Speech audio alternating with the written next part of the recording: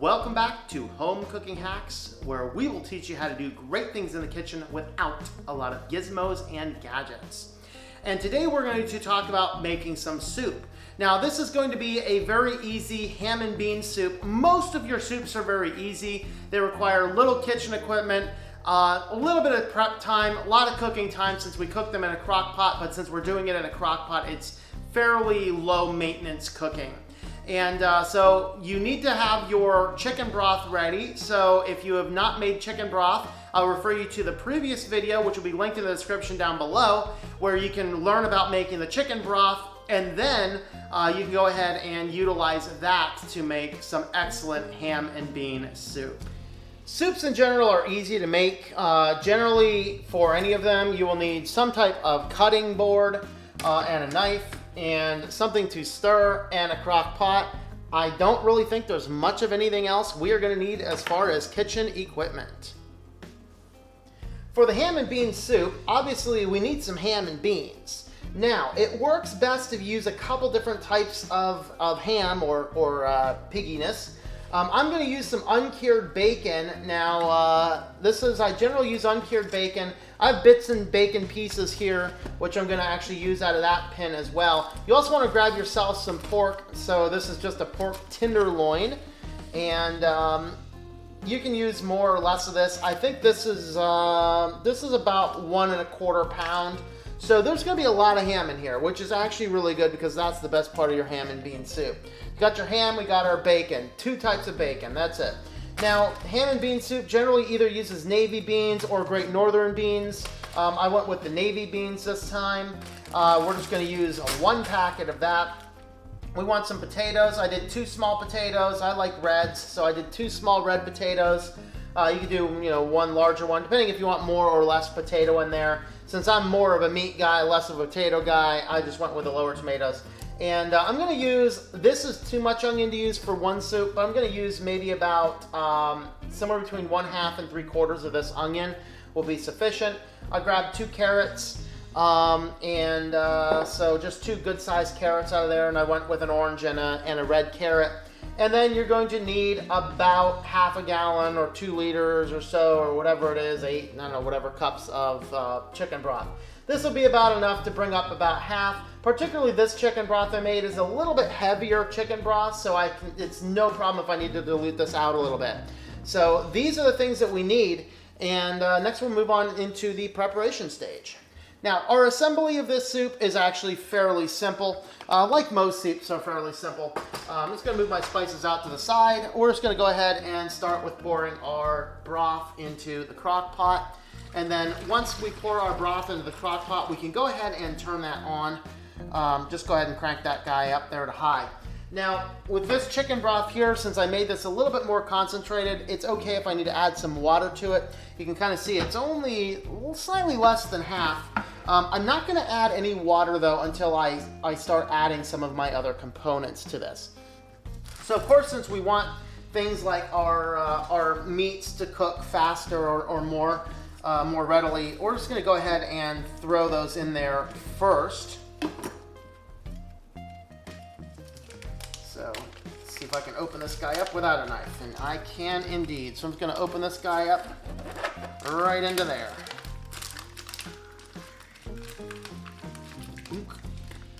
All right.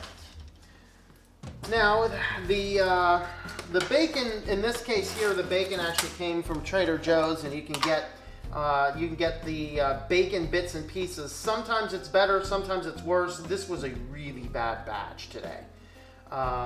And so with this, it's mostly fat. I haven't had any that are big pieces. I may not even have to cut it. Maybe this one I'll cut this. But pretty much just make sure your bacon is in fairly small chunks and drop that in. Of course, this is going to give us a lot of your fat base in your soup. If your soups don't have enough fat in it, it becomes very hard to absorb the nutrients out of it. So fat is actually a very good, very healthy component of any diet. And so you have to make sure that you're getting enough fats in the things that you do. Okay. So fortunately with bacon, this stuff here particularly is very greasy bacon. And so this will provide me plenty of that. If I happen to need more, I do have a little jar of bacon fat over here that I've collected. I may throw that in here, I may not. I'm gonna kind of let the end of the day determine that, like halfway through the day. If it doesn't look like there's a good layer of grease floating on the top, I'll probably put a little bit extra in there. Just make sure we have enough. My guess is that since this bacon is mostly fatty components rather than meaty components, then I'll probably be just okay with that.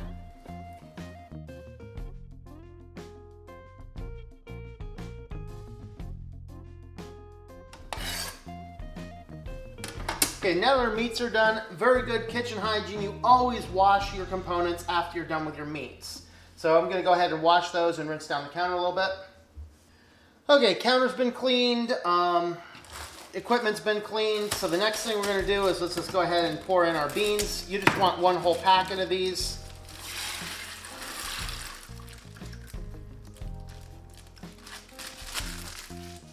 And now that our beans and our meat is in there, in the broth, we're just going to go ahead and put the lid on there, and we're just going to start cutting up everything else.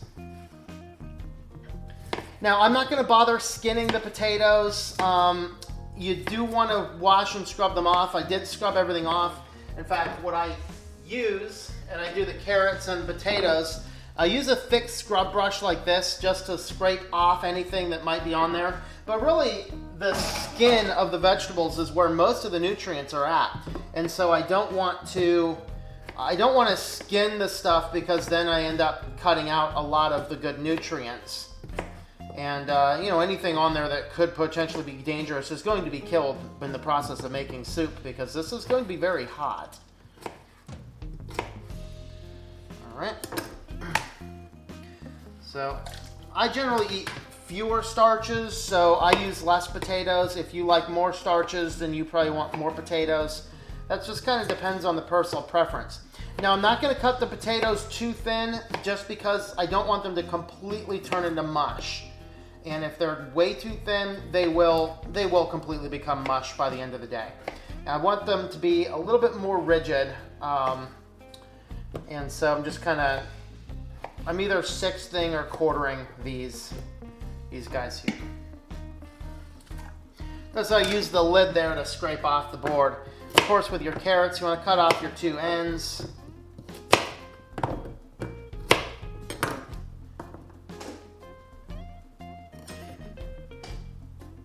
And now I'm just going to cube these guys here. So if you go a little bit more forward in your cutting, you'll prevent them from jumping all over the place. If I go back like this, sometimes they'll jump around a little bit more. Just kind of depends. Just figure out your cutting style. So I want the carrots roughly, I don't know, I'd say maybe that's 1/4 of an inch or so. Again, if they're too thin, like the potato, if they're too thin, then they'll just turn into mush, and they're not quite as good if they're mush. Some people may even advocate for putting in your vegetables a little bit later after everything else is cooked. I don't bother with that part, but if you really like a really firm vegetables, that is probably something you might want to do.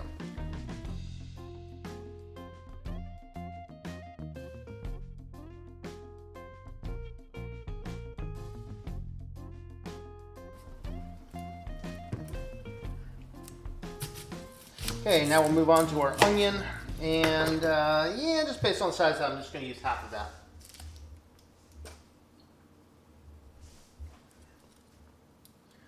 I'll cut that first, and then I'm going to peel off the layer that I don't want. It's going to make it easier to reach the layer that I want to peel off if I cut the onion in half first.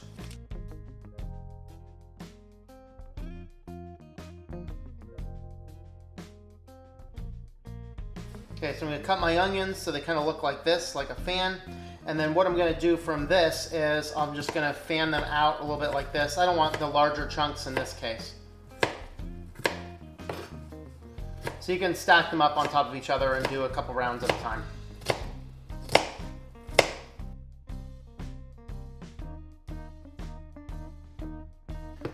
All right, and now we're going to grab some garlic. Okay, so usually a big soup like this, probably about 3 cloves of garlic is your target. These guys are pretty huge cloves. In fact, these are huge. I'm going to use 2. Usually I would use 3, but these are huge cloves. Okay, so with your garlic, you just want to make sure you get all your skin off of it. It should be very smooth. And all this skin should be able to pop right off. Most of it should come off in 1 or 2 pieces. If you're having difficulty, grab from the bottom, kind of peel up, down by the part that was by the root. You'll be able to get that off there pretty easy. Okay, you could use a garlic mincer. I don't bother with those. I used to have one and it broke, and I found out that it really wasn't all that great. Now, garlic is an interesting thing because the healthy chemicals and things only come out of garlic once it's crushed and emaciated. Emaciated. Yeah, that's set free. Gotta set your garlic free, folks. But emaciated. So as it's kind of, it releases its components as it's kind of broken up. So as you eat it, that's really what causes it to break out. So we're just gonna cut this into, gonna just dice it into as small chunks as I can.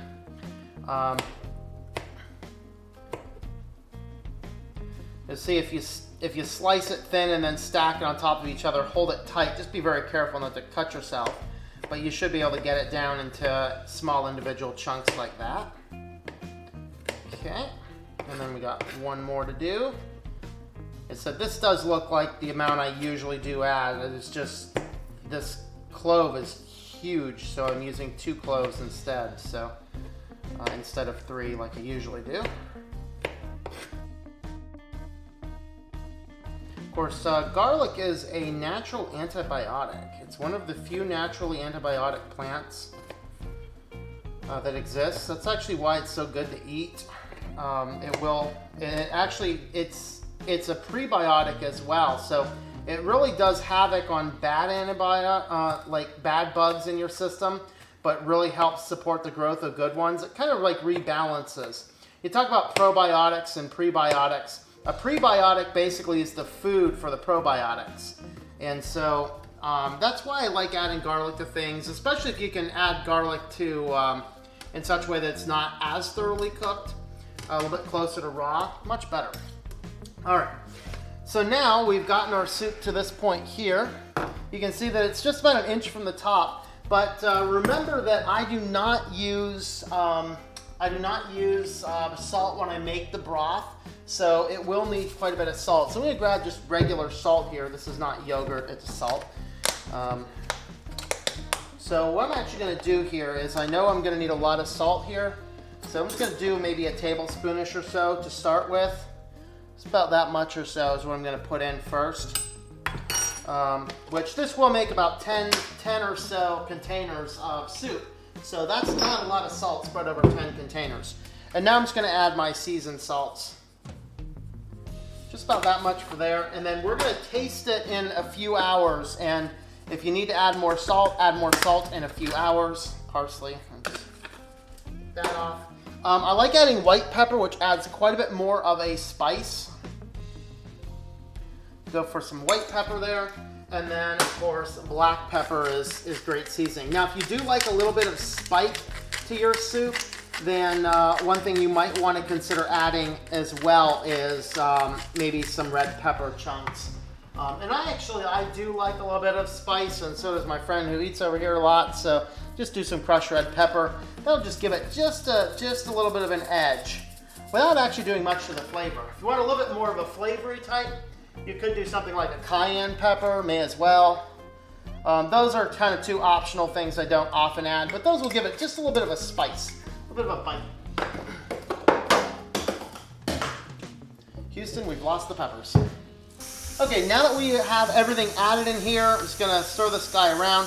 Now in a few hours, we're gonna come back and this roast will be easily broken up. But in the meantime, we're about 1 inch short, and so we're gonna add about 1 inch of water to this. We're just gonna go ahead and add hot tap water to this.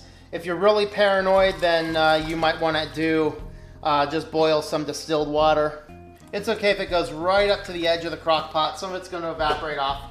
All right, now just verify your crock pot's on high, put on your lid, clean up your kitchen, and we're going to revisit this in a few hours when the ham will be mostly done, and then we will be able to break up the ham, and I'll show you what that step looks like.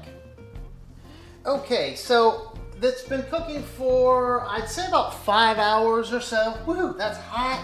Woo. What we're going to do is I want to temp it first. Just want to kind of make sure that the soup's definitely hot enough to do some sampling. And yeah, we are about 200. It's boiling. We're about 200. So first thing we're going to do before we break up the meat is I want to do a brief sample test. This is just going to analyze, do we need to add more salts or anything to it, add more seasoning, add more salts. So let's just give it a little bit of a stir and give it a quick try here.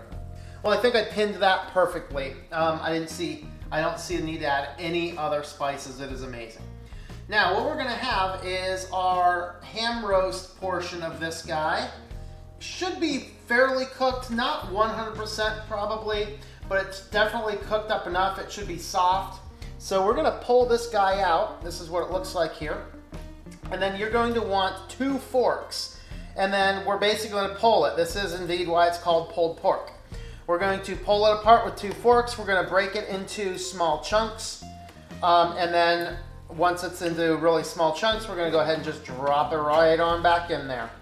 Be very careful not to drop this guy on the floor for obvious reasons. But then we're just gonna break it up. So it's gonna be broken into smaller chunks like this. You don't want it to be super duper thin, but you don't want them to be large chunks either. You want a good solid balance in between there. All right, so there's that. We're just gonna go ahead and just drop some back in here as we process our way through. Yeah, the flavor of it right now, is that it has a good bacony to it. I did not end up adding that extra bacon grease. We're not going to. It's pretty much perfect at this point. I'm gonna pull this apart the rest of the way. All right, and the last little bit right here. So this looks like it's probably going to be about the perfect size for this. So this was about 1 1/4 pound, and with 1 1/4 pound, and that's just seems like it's the perfect amount of ham for this. So we should have a good amount of this in every bite, and if you don't have any of this, then you're gonna have some bacon in it for sure. So now we're just going to make sure all that's in there, and then we're just going to stir it up a little bit. Just be careful not to spill any on you. So now each little bite, you can see there's a big old clump of beans down there at the bottom. We're just gonna make sure everything's nice, mixed together, stirred together. And then this can probably be served anywhere in the next, literally half hour I could serve this. But I'm just gonna let it sit. Of course, now that we've pulled the pork apart, letting it sit for a few more hours is going to let any of the rest of the flavor soak into the meat itself, and that's just going to make it really good. So there is that step. We'll come back again when we are finally ready to serve and do a wrap up. Hey, so here we are. Looks like about 6 or 7 hours or so after we started this. It's been in the crock pot, so it's boiling. So it's boiled down quite a bit. Your temperature should make sure your temperature certainly is above 175. Since this is boiling, I know it is. So we can see we have a very nice, rich, lot of ham in here. A lot of beans, not much else. Just some ham, beans, broth, and a few other things. So that's really what it takes to make a very good ham and bean soup. Now it's your last step is just to ladle some out for yourself, give it a try. And then what we're gonna do is put this into just a variety of plastic containers here and freeze these and then microwave them later once you need them. All right, so that was our great recipe for making a homemade ham and bean soup. And if you follow the recipe all the way from making the chicken broth from scratch, completely homemade from scratch with nothing fake, nothing artificial, excellent, wholesome ham and bean soup. If you like this recipe, take a look at the description below. You can download a copy of it. You can visit the blog and maybe read a little bit more about it. Or you can learn how you can help support this channel. Check me out on Patreon, patreon.com/TomM, or my combined site, thinklifemedia.com. So thanks for coming along on this home cooking hacks, and get back in that kitchen and start cooking.